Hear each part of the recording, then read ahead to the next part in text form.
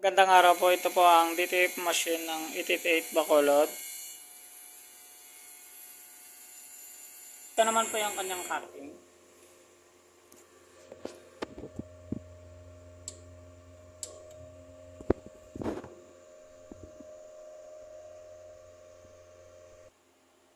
Head clean.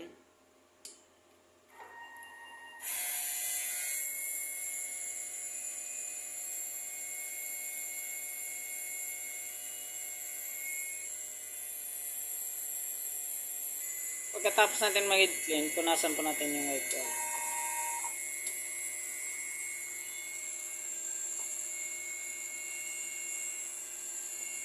Pati na rin po yung cupping.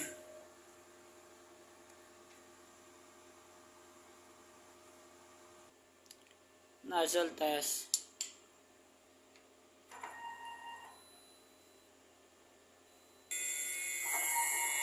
Ito naman po yung palabasan ng ating nozzle test.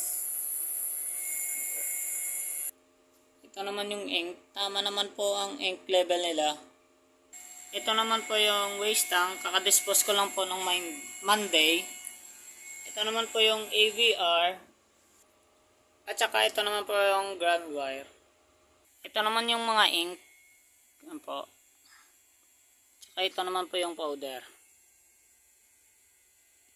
Dito naman nakalagay yung aking mga pen. Ito naman po yung aking monthly checklist. Daily production log.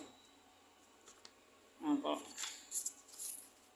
Ito naman po yung aking mga ink. Ito pong yung white, black, yellow, magenta, cyan, brown, at saka powder.